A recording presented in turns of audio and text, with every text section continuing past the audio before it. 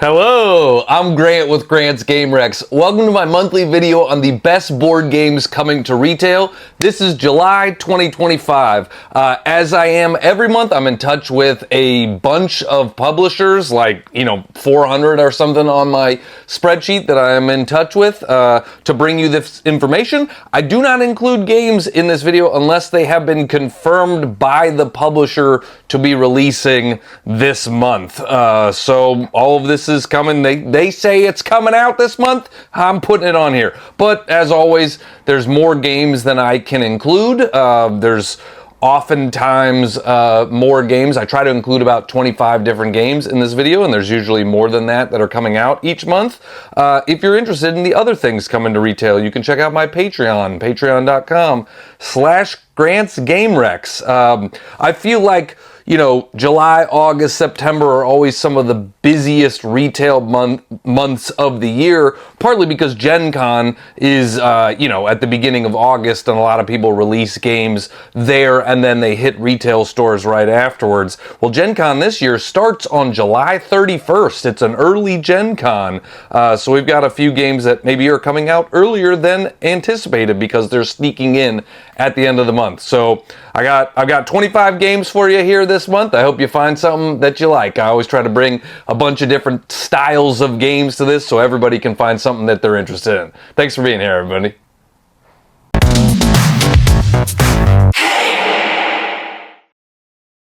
Allplay is releasing a bunch of games to retail in July. The first one I'll talk about is the game Twinkle Twinkle. Plays 1 to 4 players in 20 to 30 minutes, and it is a lightweight strategy game. Not a party game, it is a strategy game, but a lightweight strategy game. Twinkle Twinkle is a game where you are drafting tiles and then putting them in your player board and building out constellations and scoring points in a lot of different ways. One of the things that makes the game replayable is there are a number of different ways to score things. Every scoring tile is double-sided. You can mix and match. You can play it how you want. So, you'll get points for planets. You'll get points for black holes. You'll get points for connecting stars and building constellations. There's a lot of different ways to get points, and you can't do everything. So it's kind of, how are you doing it efficiently? How are you, building out your grid and your, space area? Like, not your area. It's your area of space, because it's space. It's a space themed game. One of the things I like about it is the drafting system. There is going to be a row of tiles, and you can put your player marker on any of them, but then the later you choose, then the later you'll choose the next turn. If I go to the front of the row, I'm going to be first choice next round. If I go later in the row because I really want that tile, it just means I'm going to get a later pick the next round, and that's a nice little way to do the drafting system in the game. It plays quick, it's puzzly, the acrylic tiles are pretty cool, they look visually interesting, and they're kind of a different component, so all of those reasons are reasons to check out Twinkle Twinkle.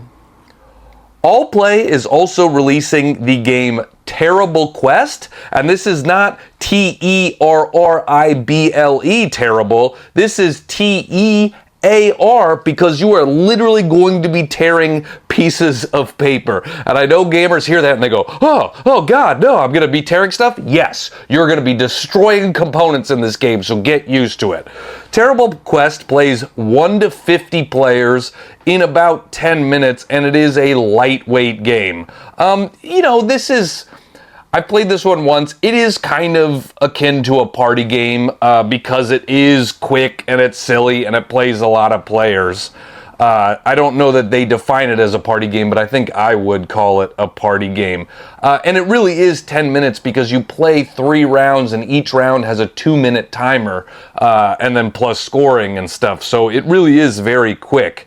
There are sheets of paper, and there are all these different symbols on the sheets of paper, and you will have objectives where it's like, ooh, if I can get these 3 symbols on a piece of paper by themselves at the end of the round, I'm going to score this many points. And so you're literally tearing sheets of paper and trying to tear around stuff, but it's not as simple as like, I need to tear off this corner. No, it's like, I need to do this and then over here, but get rid of all of the things that are around it and tear, and then there's all these big moments because you're like, I just need to tear this one little, oh no, I broke it. I did that multiple times with my dumb fat fingers, where I was trying to tear something real minute and it broke. You know, I could see some people being frustrated with this because it is certainly not precise, but again, it's dumb, it's silly, it's 10 minutes, and it feels unique. It does feel unique because I haven't played a lot of games where I'm tearing stuff to get certain symbols that I want. You know, I don't know if it's a game that I want to play like all of the time, but for having something sort of unique and quick and silly, I like it for that reason. Allplay is also releasing a number of other games. I'm not going to get into all of them just in the interest of time and in the interest of, covering like 25 games. You can also check out from Allplay Llama Llama, Waddle, and Merchants of Andromeda. Next up, Asmodee, in association with Professor Puzzle, is releasing Einstein the Game. This plays 2 to 10 players in about 30 minutes, and it is a lightweight game. This is also a party-ish game. You can either play individually or you can play in teams, and you are going to be answering questions and trying to solve puzzles in 11 different categories. But it's not like trivia or something like that. Instead, these are logic puzzles, problem solving, mathematic and literary skills. You know, much more in-depth kind of problem solving puzzles than just, do you know this information or not? And so again, you can, play it individually if you want to challenge yourself, or play in teams if you have enough people, or if you want some support, which I do. I don't want to look dumb by myself, but if it's both of us, we can look dumb together. And so, yeah, if you like logic problem solving stuff, then Einstein the Game might be for you. Asmodee, in association with Helvetique, is releasing the game Chit Chat. This plays 1 to 8 players in about 15 minutes, and this is a party game, a lightweight party game. Chit Chat is a cooperative communication game.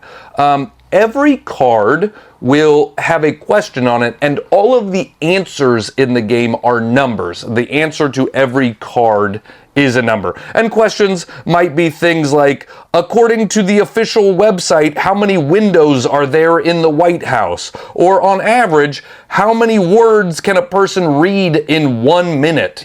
Things that you don't know exactly, but maybe could sort of parse out, or, you have an educated guess, essentially. And you are trying to cooperatively arrange the cards in numerical order. So you want to try to get them in the right spot without actually knowing the information. And, with any, the game is called Chit Chat. The fun of these types of games is the discussion that you have with your family or friends, of like, no, I think think about how many windows there, and like that sort of stuff. So, if you want a cooperative discussion party game, then Chit Chat might be a game for you. Ashy Feet Games is releasing the game Dark Heists. This plays 1 to 4 players in 90 to 120 minutes, and it is a medium weight game, but maybe on the lower end of medium weight, like an accessible medium weight game. Dark Heists is a deck building game at its core. You will be playing out cards using the symbols that you've generated to buy new cards to add to your deck. That is very classic deck building stuff. Where this game is a little bit different than other deck building games is you'll also be trying to accomplish heists. And in fact, that's like sort of the end game trigger is when one player completes 3 heists, the game will end. Well, heists are essentially, instead of adding to my deck, I am going to say, okay, I'm going to flip over cards from my deck, and I need certain symbols to come up in order to accomplish this heist. So I'm building my deck with these different heists in mind so that I can try to get the right symbols and get the right things that I need to accomplish that heist. It does have mature sort of gangster, murder, extortion type of themes. So know that going into the game. But it is mostly a card game. And, I like heist stuff. I like heist movies. I like putting a team together. And this is essentially putting a team together in deck form. So that's cool. Atlas Games is releasing Catstronauts, the board game.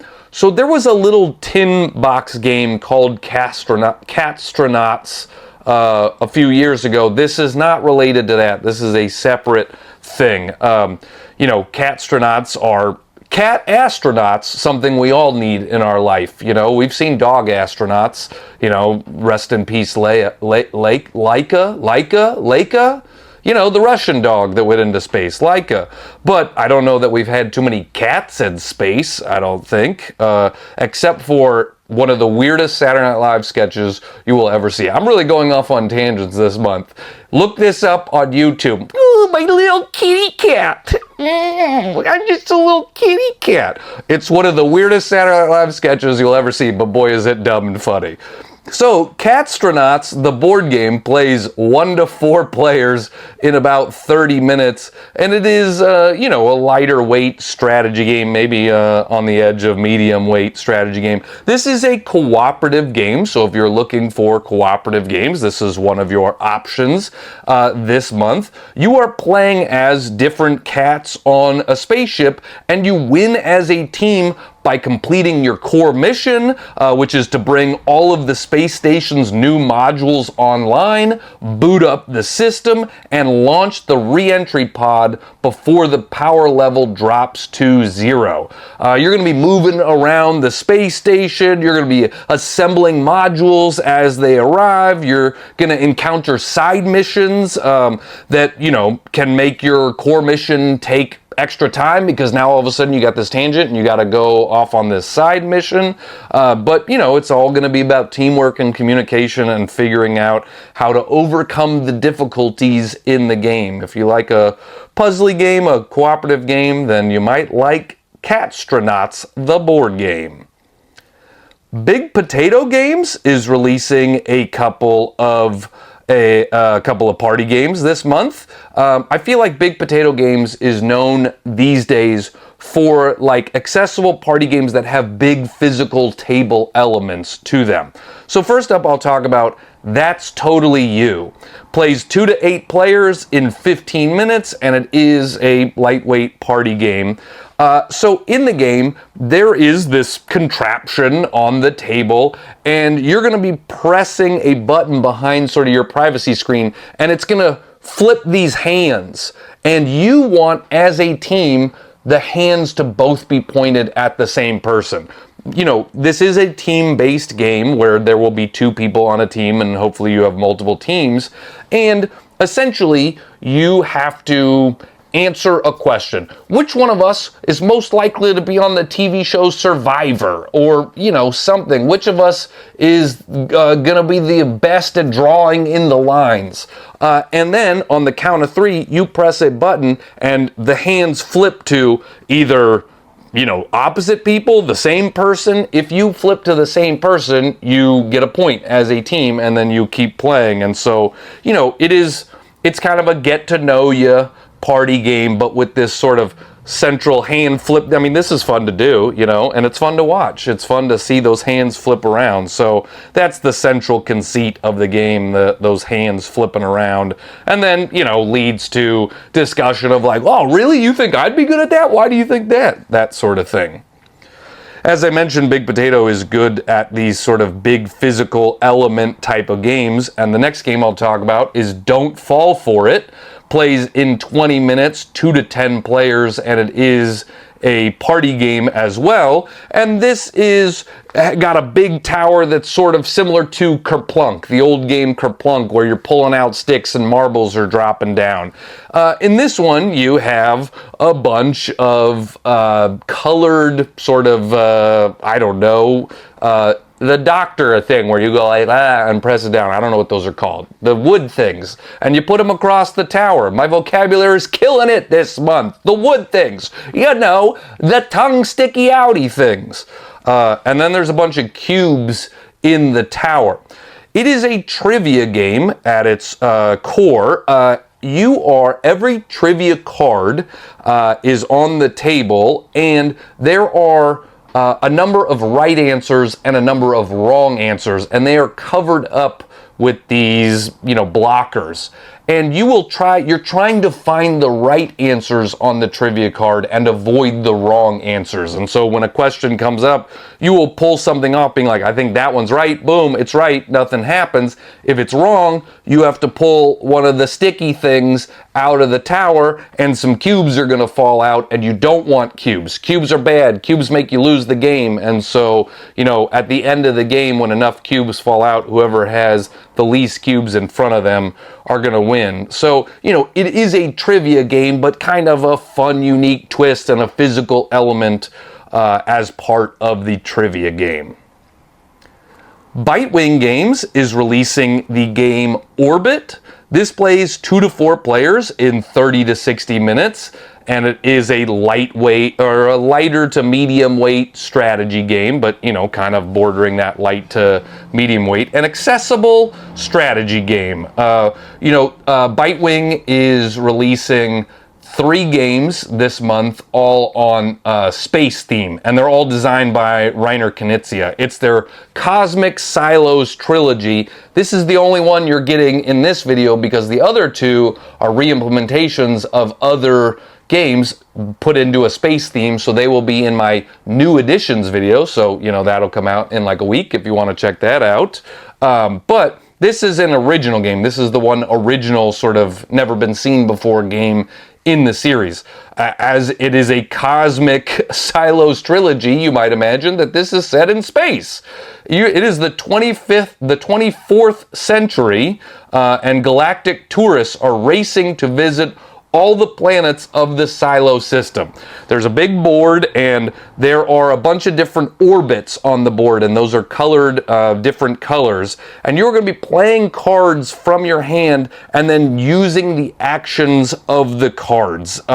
You can activate the actions in any order, and cards are going to allow you to do things like move your ship, collect energy for bonus movement, advance planets along their orbit, or even reverse the orbital direction of a planet. So you are trying to get your planets, you're moving your ships around, and then getting to certain spots that will allow you to put planets out on their orbits, and you're trying to get rid of your planets and get them out on the board because that'll help you score points in the game. It's a very randomized setup in the game, so that keeps it replayable, right? Where it's going to be different. The puzzle is going to be different each time you play it because you don't know how you're going to set it up. That is Orbit. Staying in the world of space, Burnt Island Games is releasing the game How to Save a World. This plays 1 to 4 players in 60 to 90 minutes, and it is a medium plus weight strategy game. We've had a lot of party games up until this point this month. If you want a meaty strategy game, this is the first option for you this month that I'm talking about, How to Save a World. How to Save a World is a worker placement game. It's also got some hand building and resource management. You will have 3 ships, and there is a planet where you can take actions and a moon where you can take actions. And you can travel between the 2 to take actions at the other spot, but you have to pay some stuff to travel along the 2. And so there are a bunch of different worker placement spots associated with both of those parts of the board. And so, as with a medium plus weight strategy game, you might imagine there's a lot of different things you can do. You'll also be moving up on tracks, and moving up on tracks will get you benefits along the way. It'll also help you add some cubes to this bag, and then we're going to pull cubes at the end of a round. And if you have more of your colored cubes in the bag, it's more likely to get pulled, which will help you on other tracks. And, there's just a bunch of stuff going on. That's usually the case with a bigger strategy game. But one of the interesting things here is there's an asteroid that is moving closer and closer to Earth. So there is a tension element to the game where we can see the asteroid coming to destroy the planet. I don't know if it's Earth. It's probably not Earth, actually. But there's an asteroid coming to destroy the planet, and you know, the tension is rising as the game goes on. And you can do a few things. You can try to build a powerful laser that will fire on the asteroid in the hopes of reducing it into a pebble. You can build an energy shield, which will hopefully deflect the asteroid. You can also, there's a nearby forest moon, and you can try to evacuate life to the moon to try to save as many people as possible. So there's some different sort of paths to victory there, but you got to do something. That is How to Save a World. Charming Games Collective is releasing the game Otter. If you're looking for like a small box pocket purse type of game, Otter is a fun one. Plays 1 to 4 players in 15 to 30 minutes, and it is a lightweight strategy game. It's a card game at its core, and there will be 3 otters on the table, and they will have 2 cards next to them, and those cards are parameters, restrictions for how you can discard cards onto that pile. You know, it might say things like you can only play even numbers here, or it has to be escalating numbers, or it has to, you know, match this one suit, or something like that. You are going to be playing cards from your hand based on those rules and restrictions. If you can match both of the restrictions that are on opposite sides of the otter, you can play additional cards. You can keep playing cards from your hand. If you can only match one of the restrictions, then you play that one card and your turn is done. You can also, so you're trying to get rid of your hand the fastest. So that's what you're doing. That's why you're trying to find cards that match both restrictions so that you can play extra cards. You can also take cards into your hand, which, you know, feels counterintuitive to trying to get rid of cards from your hand. But when you do that, you can flip a restriction card. So instead of escalating numbers, now I have de-escalating numbers. Instead of even numbers, I now have odd numbers. So I can do that to sort of set myself up for a really good turn. So it is a clever card game where you are trying to figure out, okay, when is it worth me taking a card just so that I can then have an epic turn at some point where I'm going to go boom, boom, boom, boom, boom. You know, it's, you know, but if you take on too many cards, then the other person could just go out and you're going to lose the round. So, you know, I enjoyed my play of Otter. It is a puzzly little card game that comes in a very small box. Just to note, Charming Games Collective is releasing multiple other games to retail this month that I don't have time to get into, but you can check out Capybara Crush or Doomcat. City of Games is releasing Emberleaf. This plays 1 to 5 players in 90 to 120 minutes, and it is a medium weight strategy game. Every game from City of Games is sort of set in the Isle of Cats universe, but this doesn't actually connect to it that much. It's just kind of set in the same world. The main hook of Emberleaf is this card system, how you're playing cards into your grid and they're sliding around and comboing, and it's all about the card combos in the game. They literally describe it as card dancing, and that feels like a good description for it because it is interesting how you play cards.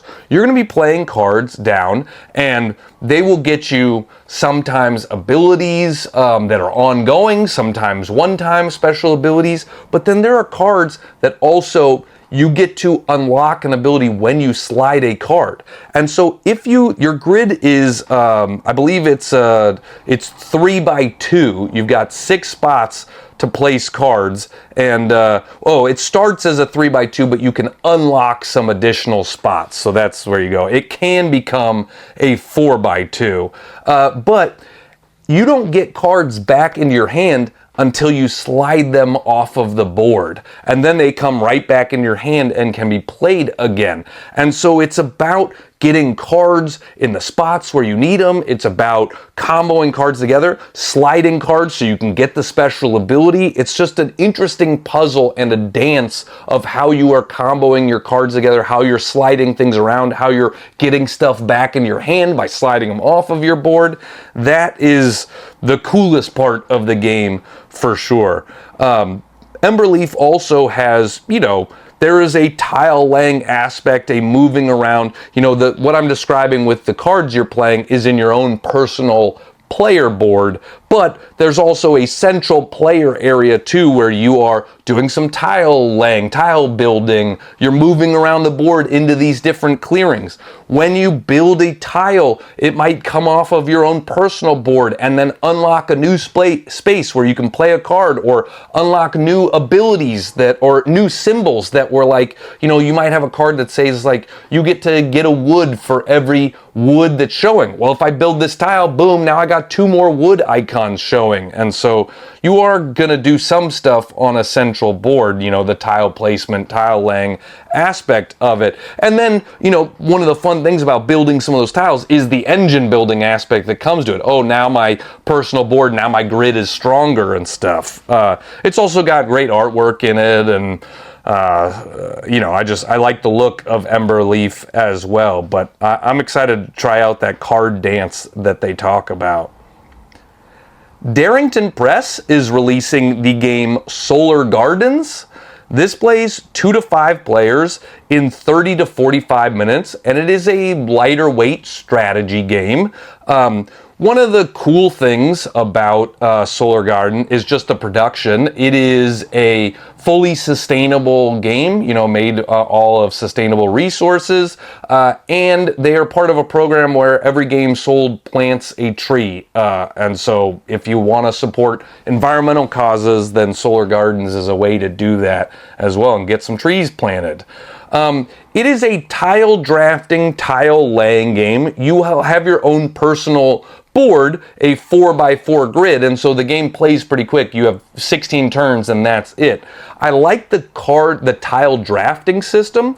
The first player will pass around the table and you will essentially have a stack of tiles. The number in the stack is based on player count, but I can look at the first tile and I can either accept it and pass the rest of the stack, or I can say pass and then hand it to the next player and then look at the next one of the stack and then pass and then look at the next one of the stack. But if I get all the way down to the bottom of the stack, I have to take that one. Whereas, if you're the last player in turn order that turn, you might be stuck with whatever comes to you. But I like that push your luck aspect of the tile drafting of like, this tile is pretty good, but it doesn't have one symbol that I want.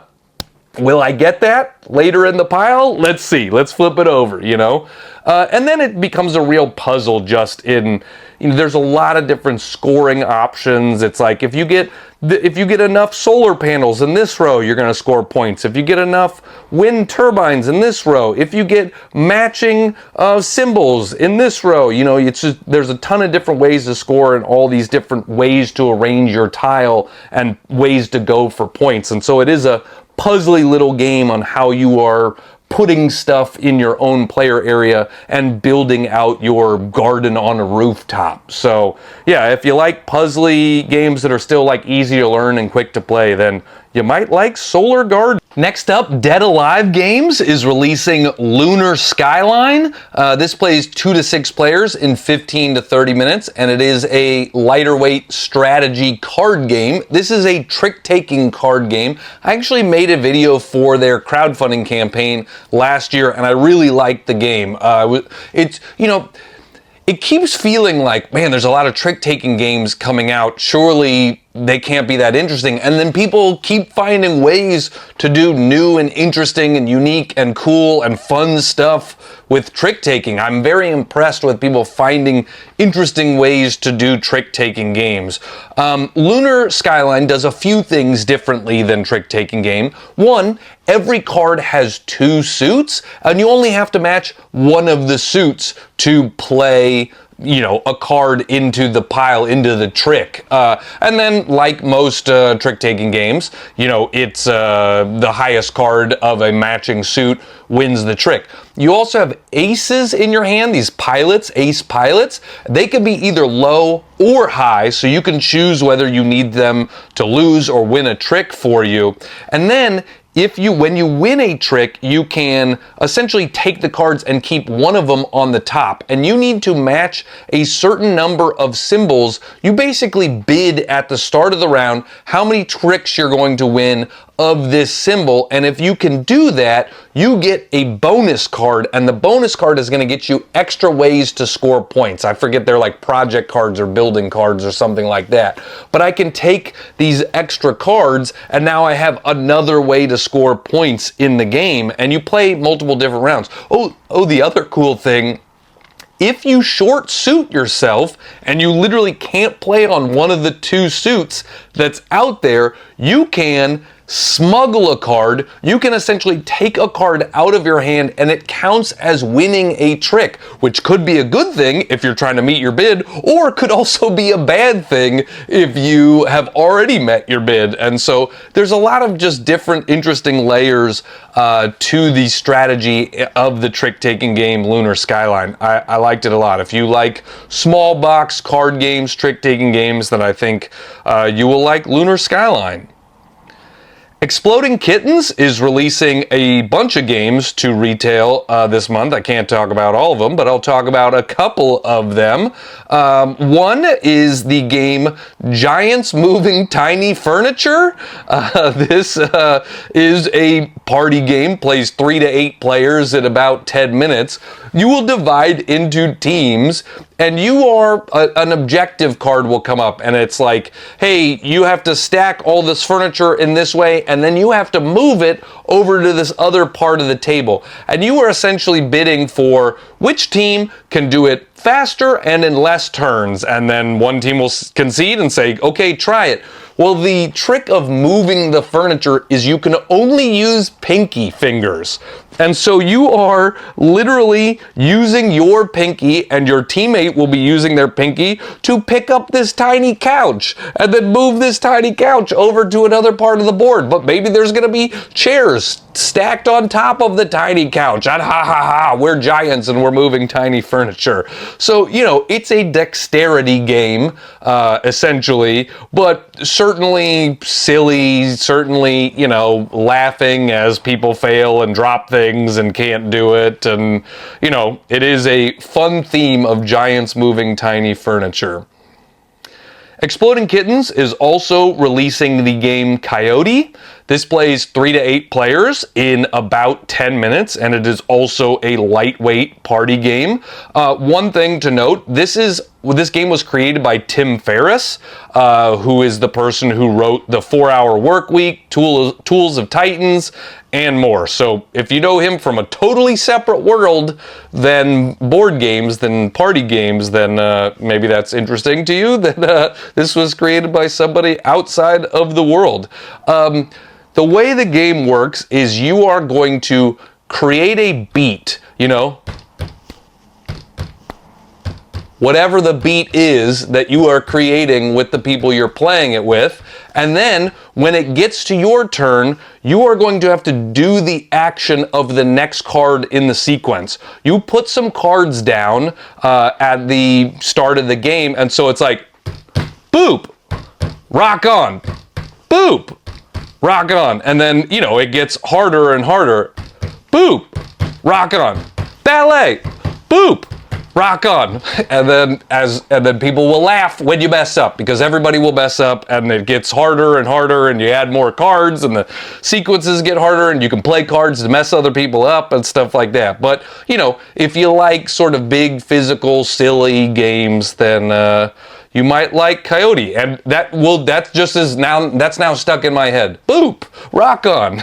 ballet. Boop, rock on, ballet. So, you know, you can make your own earworm while you're playing the game, you know, make a beat that you will not be able to get out of your head. If you want to know some of the other games coming out from Exploding Kittens, you can check out Exploding Pigeon or What Were You Thinking, also coming out this month. The publisher Gamehead is a newer publishing company, so it is the sort of new game division of Gamer Mats that makes play mats and, you know, other board game type of gear. Well, they're now doing games as well. They're putting out games, and in fact they are releasing 6 games this month. Their first 6 games, all in sort of smaller boxes, all same size box. Again, I'm not going to talk about all 6 of them. I'm trying to keep this video, you know, to an hour or less, but I picked 2 of them that I'm going to talk about here. They are releasing the game Trinket Trove. This plays 2 to 6 players in 30 minutes, and it is a lighter weight strategy game. One of the reasons this one of the 6 caught my eye is the art is done by Sandera Tang from Critter Kitchen and Flamecraft, and I love her art style, so this was a cool game, one that grabbed me. I also really like sort of bidding games, and Trinket Trove is a bidding game. You will be bidding, there will be a row of cards that are out there, a market of cards that are out there, and you're going to place a bid down, but you're not bidding for a specific card. What you are bidding for is to choose first or last or later, and so whoever bids the most will get first choice, whoever bids the second most, second choice, and down the line. And then, you know, you will take cards from the market, you'll take lots, but you'll also take cards, so there will essentially be the cards that were already in the market and the cards that you all bid now become up for grabs, and so you get to take 2 things, and then the next person will take 2 things, and it is a set collection game, how you're building out your sets in front of you. But, you know, I think that's cool that the stuff you bid for becomes part of the market that turn. The only rule is you cannot take the things you bid. You cannot bid a ton and then just get it all back because you won the bid. You know, you lose the things you bid. But yeah, fun artwork, nice little small box game, and if you like set collection, then check out Trinket Trove. Gamehead is also releasing First Class Letters. This plays 1 to 100 players in about 20 minutes, and it is a lightweight game. It is a roll and write word game, hence why it plays 1 to 100 players. You can play this with as many people as you want to, as long as you have sheets to give out to them. You are going to be rolling some dice. There are 4 dice, and 3 of the dice are letters that you can now use to make a word, and 1 of the dice is a letter that cannot appear in the word, you know, and so if you rolled a J and a C and an L, you could write jackal, but if the, you know, bad letter was O, don't write jolly. If you write jolly, you're getting no points for that. It seems wild that jolly could get 0 points, but it can happen in this game. And so if you like word games, you know, I like a word game like this where you're going to gain points for using letters in the words you write, but it's not so restrictive. I don't do well with word games where I just have like, look at these letters and you have to make a word with only these letters. It's like, no, I can make any word I want. I'm just trying to use the letters that are available as many times as possible to score more points, but it's a little less restrictive. So if you like, you know, if you like word games, then First Class Letters might be a word game for you. Gamehead is also releasing Foolish Fool, Venture Angels, Corgi Pileup, and No Loose Ends. So I'll leave you to explore all of those other ones. Grand Gamers Guild is releasing the game Smores Galore. This is a family weight game, a kids weight game, you know, plays pretty young. They say 8+, but I have actually talked to someone else who played it with their 6-year-old, and their 6-year-old was fine at playing it. So if you're looking for a game for, you know, younger kids or something that you can play with all ages in your family, then Smores Galore might be for you. Plays 2 to 4 players in 30 to 45 minutes, and it is a lightweight game. It's a very relatable theme about making s'mores, and all of the artwork is very cute. You know, the marshmallows have silly smiling faces, and the chocolates are, you know, fun chocolates, and the graham crackers are there. There's going to be a grid of cards, and you are moving your marker around the grid, and then you'll take a row or column of cards, whatever you are pointing at, and then you will put those into your own tableau, and you are trying to pattern match. There are cards that it's like, maybe you need a graham cracker, 3 chocolates, 1 marshmallow, and a graham cracker, and that's what you have to do. And once you have that, you can take that card, and that'll get you points. Oh, this one is chocolate marshmallow, chocolate marshmallow, chocolate marshmallow, graham cracker, you know? And so you're building s'mores in different ways. So again, I think it's a relatable theme and something that you can play with all ages, and certainly has very fun artwork on it. Happy Camper is releasing the game Jungo. This plays 2 to 5 players in 15 to 20 minutes, and it is a lightweight card game. Happy Camper has been doing some games that are almost like simpler versions of other games you might know. They're not re-implementations of the game, they're just more accessible maybe in theme, or, you know, they put out Combo, and Combo was a new version of Surfasaurus Max. Well, Jungo is kind of like Scout, but a more accessible version of Scout. And again, it's not a re-implementation of Scout, just a kind of inspired by Scout. Like Scout, in Jungo, you get a hand of cards and you cannot rearrange that hand. You have to play it how you pick it up. That is just how you're doing it. There's no flipping over your hand or anything like that. You just pick up your hand, and that's how you got to play it. It is a, you know, card shedding, ladder climbing game too, where you need to play a card that's higher than the value that's played, or more cards than the value that's played, or additional cards, that sort of thing. One of the interesting things about Jungo is when you play a card, when you beat what's on the table, you can choose to either pick up what's on the table to then add to your hand in any location that you want, or you can simply just get rid of the cards out of your hand. You can just burn those cards, you know, not pick them up into your hand. So you're trying to shed your hand as fast as possible, but do you add a card to your hand to then make it more, oh, now I've got 4 of a kind here, which then if I play those, it's going to bring these other 2 together. That's pretty sweet. Or do you just try to rush and get out of your cards as quickly as possible? So, you know, got some of the same style as Scout, but maybe a little bit easier to get into. That's the whole idea of it. And whoever empties their hand wins that round, and then you play multiple rounds, you know, on the first to win a couple of rounds wins the game. So Jungo is a fun card game that works for all ages. Level 99 is releasing the game Spooktacular. This plays 1 to 5 players in 45 minutes, and it is a medium weight game, but on the lower end of, you know, the higher end of lightweight strategy game to the lower end of medium weight strategy game.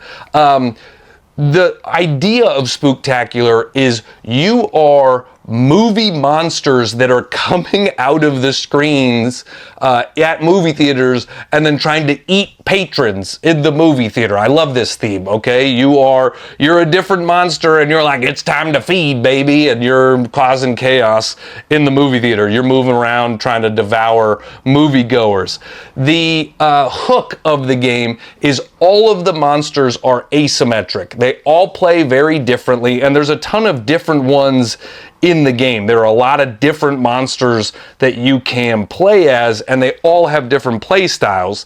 And so there's, you know, different mechanisms to explore based on the monsters you're playing as and what you're doing in the game and how you are wreaking havoc on the movie theater.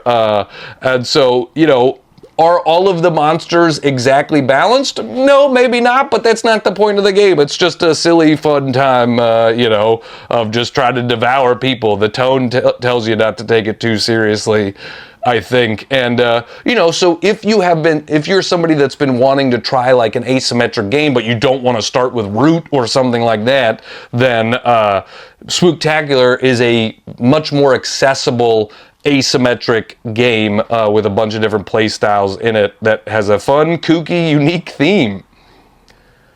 Osprey Games is releasing the game Ofrenda. This plays 1 to 4 players in 60 minutes, and it is a medium weight game. This is a Dia de los Muertos theme where you are building an altar to your lost loved ones. I live in Los Angeles in a very Mexican neighborhood, and my neighborhood has a Dia de los Muertos festival every year, and it's amazing. I love it so much. It's really cool. What a great way to honor loved ones, and then also just cool, great, vibrant art and stuff like that. And so in the game, you are drafting cards, you're selecting cards, and then putting them into your ofrenda, your altar, and it's very puzzly. It's a lot of different things of like, this one wants to be next to this type of stuff, but it doesn't want to be next to this type of stuff. Or this one is only going to score if there's not this around it. And so it's a big puzzle about how you are putting cards into your altar, into your grid. There are ways to add tokens, and then those tokens will help with your scoring. There's a way to flip cards, and then flipping cards will then contribute to scoring in different ways. It is, again, it's sort of about like, do you want a puzzly game, and do you like this theme? Those are the interesting aspects of the game, and it is very puzzly, so know that going into it. Paizo is releasing Starfinder Infinity Deck card game. This plays 1 to 5 players, 10 to 30 minutes. It is a lightweight card game. It is actually 4 different card games in this deck, all set in the Starfinder universe. So if you're a fan of the Starfinder universe, that might be one of the reasons to check out this game. The 4 different games, there is a high stakes gambling game. There is a card collecting competition in which you'll salvage an abandoned starship. There's a tense 2-player game that pits smuggler versus security, and there's a planet hopping race to complete jobs for hire. So, it is a deck of 65 cards, and there's a bunch of different ways to play it, and there's multiple games in there, so I like that because, you get more game for your buck. You get to do different stuff. If you want sort of classic feeling card game, then check out Starfinder Infinity Deck card game.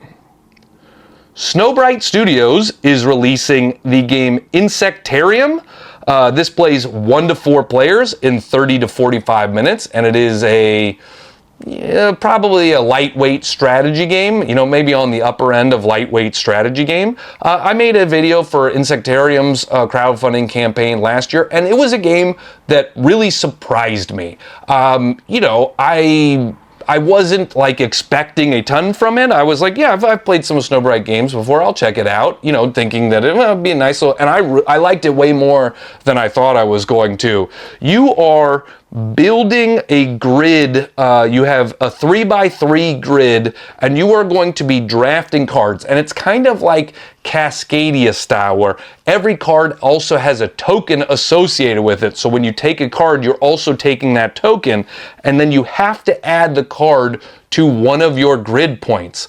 And you are going to be scoring. You will eventually assign tokens to the different rows and columns, and that sets the scoring for that row or column. That row or column doesn't have any scoring associated with it inherently. It's just like, ooh, I have put 3 butterfly cards in this row. Boom, if I put a butterfly on top of that column, now every one of those cards scores for me. But also, it's hard to do everything. I just scored a bunch for that column. Did I sacrifice this row in order to get the cards that I wanted in that column? And it's a quick playing, interesting puzzle sort of grid building game, you know, 9 turns, and so it really is very quick, but it's just, you know, it's one of those games that's like easy to learn, but like surprisingly puzzly in how you play it, and I liked it for that reason.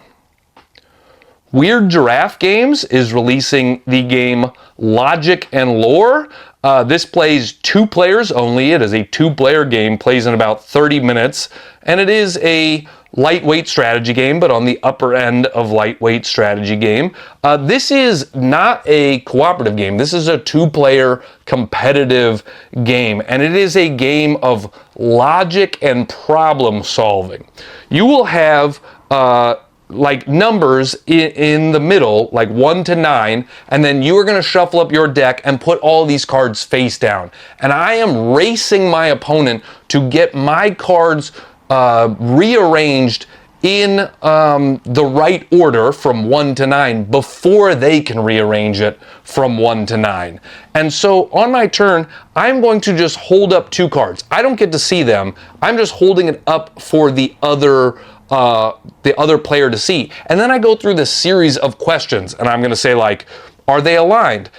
If I get a yes, that means one of these cards is already on the number it should be. But if I get a no, then I go on to the next one. Are they next to each other? Like, are these cards sequential in order? No. Are these cards, you know, and you go through all of this questions, and you stop asking questions when you get a yes hit, and that gives you information. It gives you information both for the yes and for the no's that you have gone along, and then you can rearrange cards in your grid trying to get them into the right spot. And it's just a really interesting, you know, quick playing logic deduction puzzle. If you like logic puzzles, then Logic and Lore is a good game for you to check out. And it's a small box game, you know, it's a nice small 2-player sort of card game. So if you're looking for 2-player games, that's a reason to check that one out as well. That's what I got for you here in the month of July. Those are 25 games coming to retail options near you, whether that be friendly local game stores or online websites, things like that. Thanks so much for being here, as always. I will mention, you know, check back on the new editions video this month, because there's a lot of very hyped games that will be coming out at GenCon, that will be coming out soon in the new editions video. Like, for instance, Nature from North Star Games is coming out, Silos from Bitewing Games, Lord of the Rings, Fate of the Fellowship. There's going to be a lot of great games coming out in the new editions video. Also, I was going to mention at the start of this video, and I forgot, you know, I've been talking about in the past few months that I've been doing this Green Team Wins live show at the Comedy Store. We did our first one only a few weeks ago, and it went really well, and they gave us another date already, and so I want to try to make this a regular thing. Ideally, it will be a once-a-month thing, but we're still trying to, like, you know, prove ourselves there at the Comedy Store with the show and stuff like that. So our next one is going to be on Sunday, September 7th. We'll be doing Green Team Wins live at the Comedy Store again. So if you're in Southern California, please think about coming out, or let people in Southern California know. I'll also have a bunch of events at Gen Con. I'll be doing a lot of different things, and I'll put a lot of those in the description of the video here. So thank you so much for liking, subscribing, all that great stuff. I appreciate you being here. I'm Grant with Grant's Game Rex.